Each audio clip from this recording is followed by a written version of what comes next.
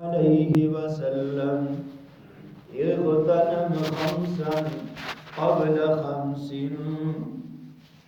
حياتك قبل موتك شبابك قبل هرمك صحتك قبل مرضك وغناؤك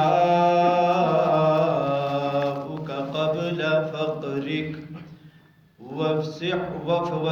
قبل شغلك أو كما قال رسول الله صلى الله عليه وسلم صدق الله وصدق رسوله النبي الكريم ونحن على ذلك لمن الشاهدين والشاكرين والحمد لله رب العالمين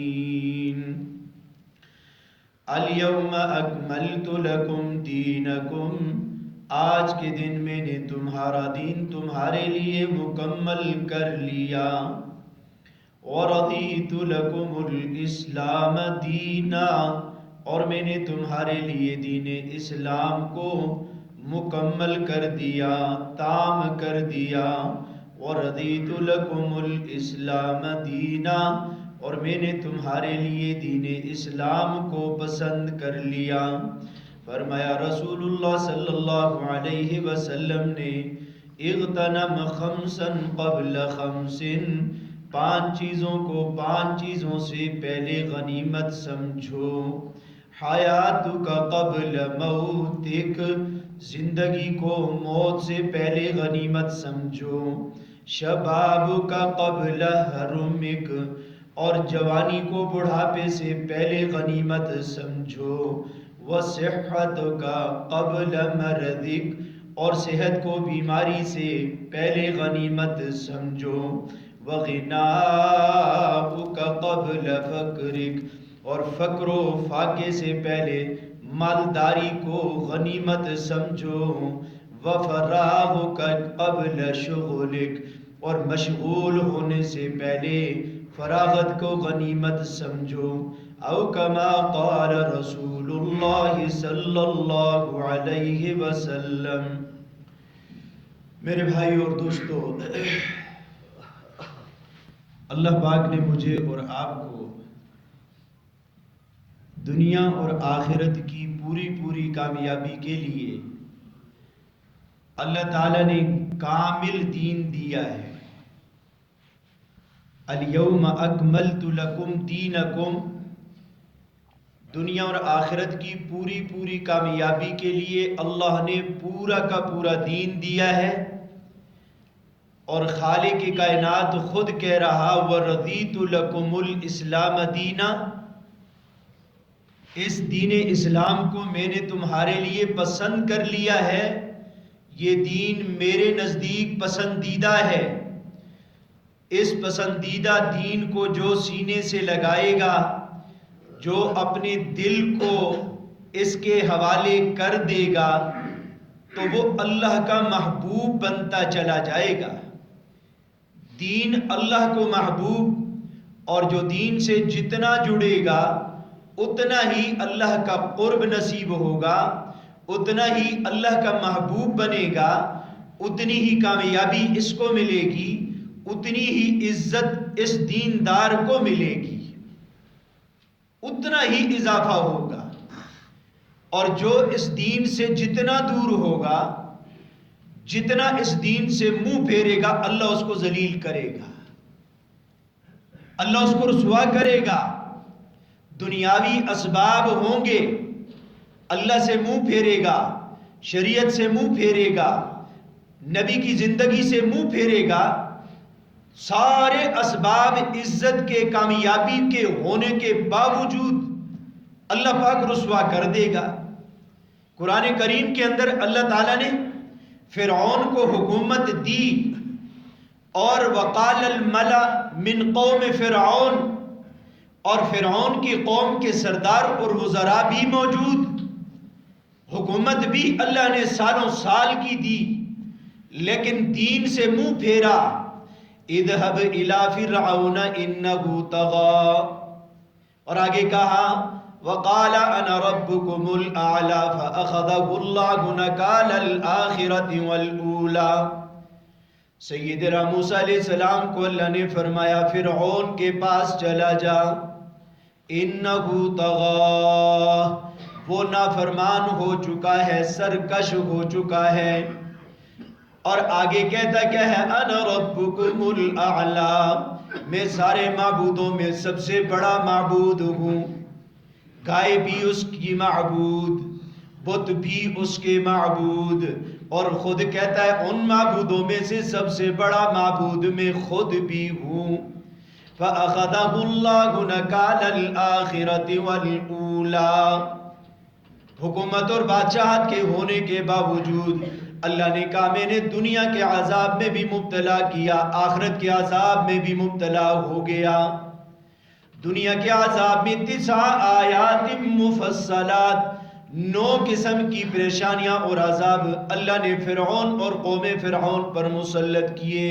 حکومت تھی مسلسل، قرآن کہتا ہے 9 عذاب، ان میں سے 2 نبی کے معجزے تھے، ایک سانپ اور دوسرا موسیٰ علیہ السلام کے ہاتھ کا روشن ہو جانا۔ اس کے علاوہ یہ 2 معجزے اور 7 پھر اللہ نے عذاب مسلط کیے۔ ان عذابوں میں سے، اور آج کی امت بھی اگر اللہ کی نافرمانی کرے گی، اللہ کے حکم سے منہ پھیرے گی، تو اللہ کلی طور پر تو نہیں، جزوی عذاب تو مسلط کر ہی دیتا ہے۔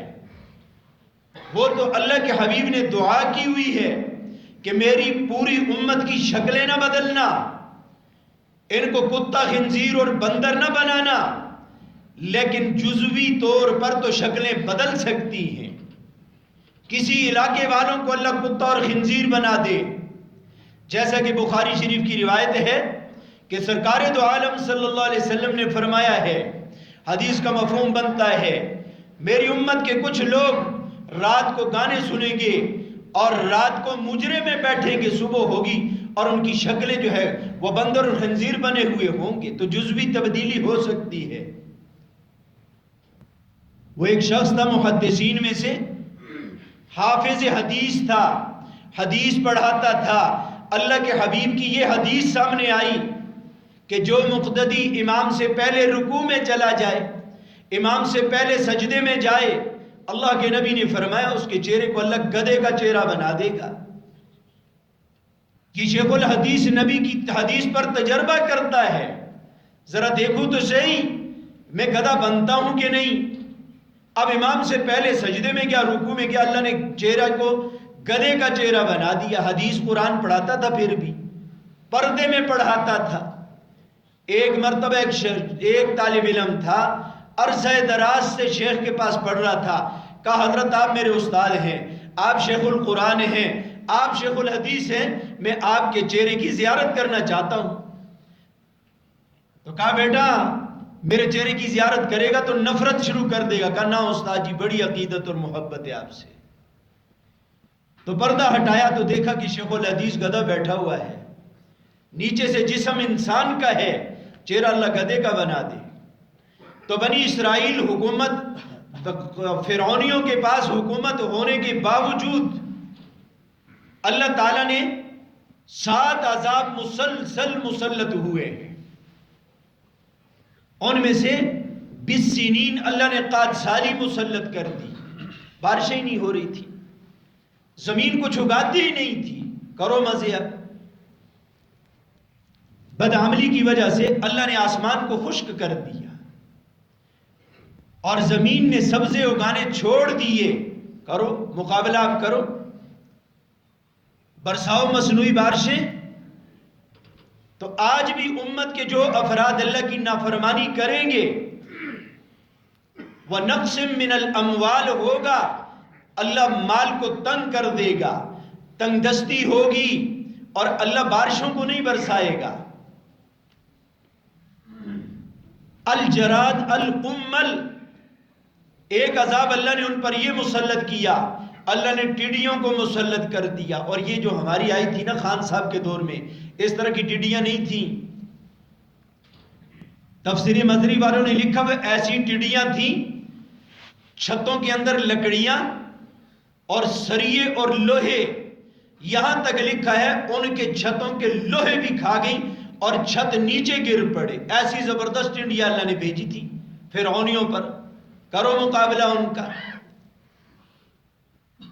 7 دن اس عذاب میں مسلط رہے، مبتلا رہے 7 دن.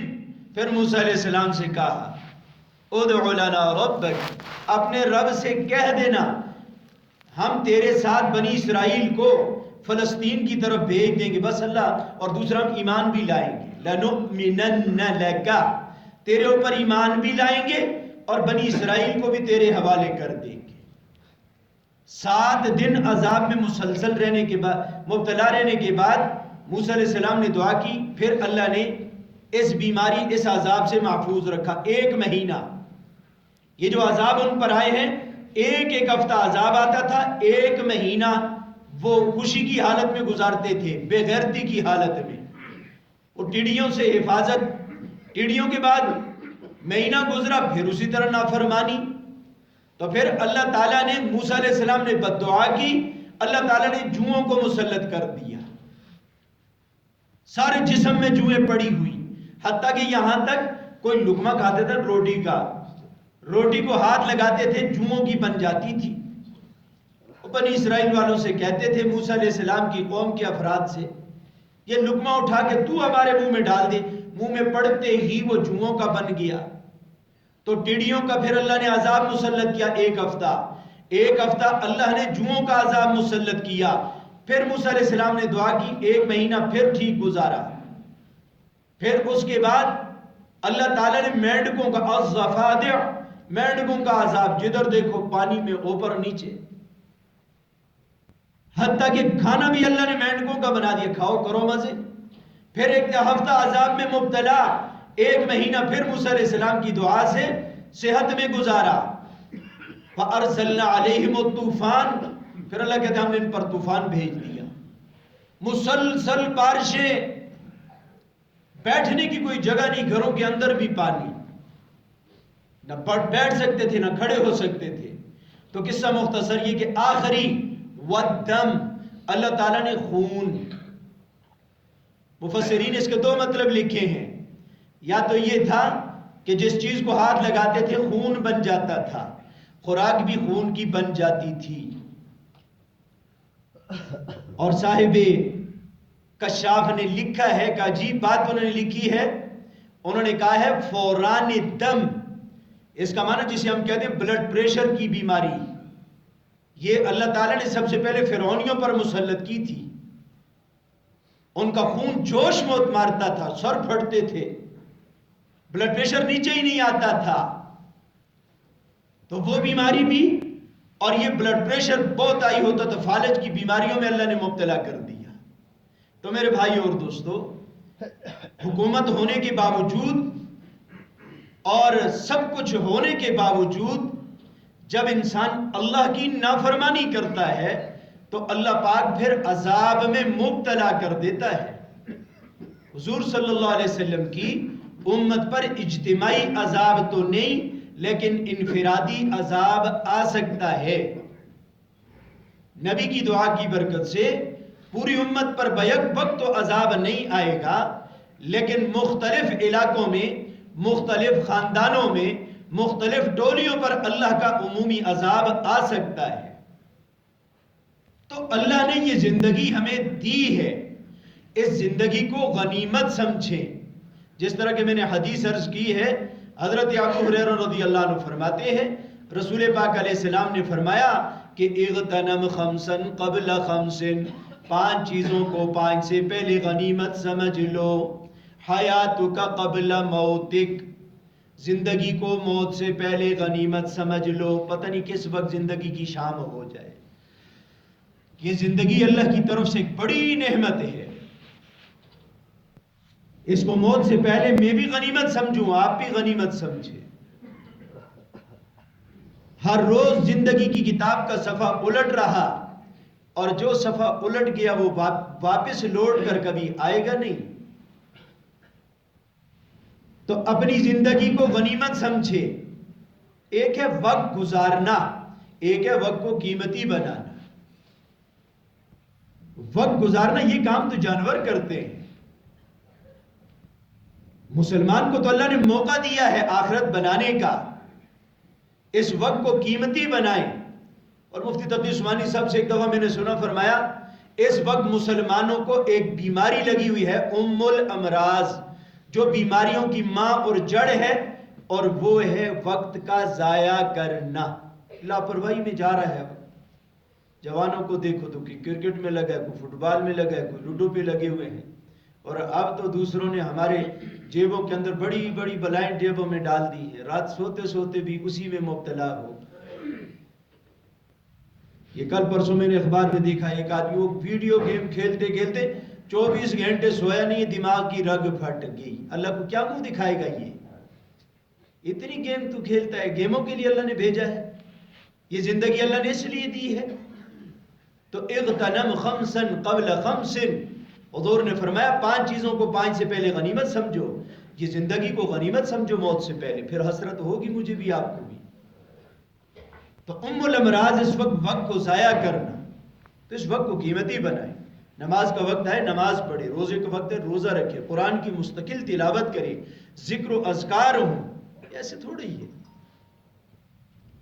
رسول پاک علیہ السلام نے فرمایا جب رات ایمان والے کی سونے کی باری آتی ہے، سونے کا وقت آتا ہے، تو شیطان اس کے پاس آتا ہے اور ادھر گدی کے پیچھے 3 گریں لگاتا ہے، 3 گٹھان لگاتا ہے. جب پہلی گٹھان لگاتا ہے تو کہتا ہے علیک لیل طویل فرقد، لمبی رات ہے سو جا. پھر دوسری گٹھان لگاتا ہے علیک لیل طویل فرقد، لمبی رات ہے سو جا. پھر تیسری گٹھان لگاتا ہے علیک لیل طویل فرقد. 3 گٹھانیں لگا دی. حضور سے علاج بھی پوچھا گیا کہ اللہ کے حبیب ان گٹھانوں کو ہم کیسے کھولیں گے؟ فرمایا کھڑا ہو، جب آنکھ کھلے تو اللہ کا ذکر کرے، اٹھنے کی دعا پڑھ لے، الحمدللہ الذی احیانا بعدما اماتنا والیہ النشور. بڑے بڑے انگریزی کے کلیے اور وہ یاد کیے ہیں، سونے اٹھنے کی دعا یاد نہیں ہوگی. نہیں آتا سبحان اللہ 3 کلمہ پڑھ لیں، 4 کلمہ پڑھ لیں. اور نہیں آتا سبحان اللہ الحمدللہ اللہ اکبر. نہیں ہے تو لا الہ الا اللہ تو آتا ہی ہوگا، مسلمان ہیں. حضور نے فرمایا اٹھتے ہی اللہ کا ذکر کرے.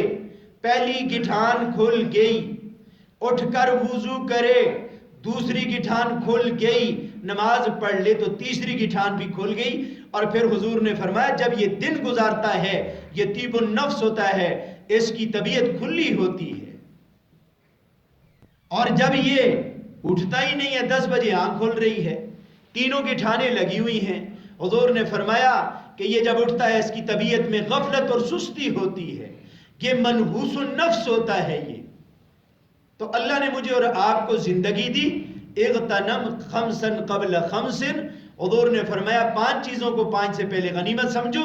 ان میں سے ایک ہے حیات کا قبل موتک، یہ زندگی کو موت سے پہلے پہلے میں بھی آپ بھی غنیمت سمجھیں. دوسری چیز شباب کا قبل حرمک، یہ جوانی کو بڑھاپے سے پہلے بھی ہم غنیمت سمجھے. جوانی صرف کمانے کے لیے نہیں ہے، جوانی میں عبادت کرنا یہ انبیاء علیہ السلام کا مزاج اور طریقہ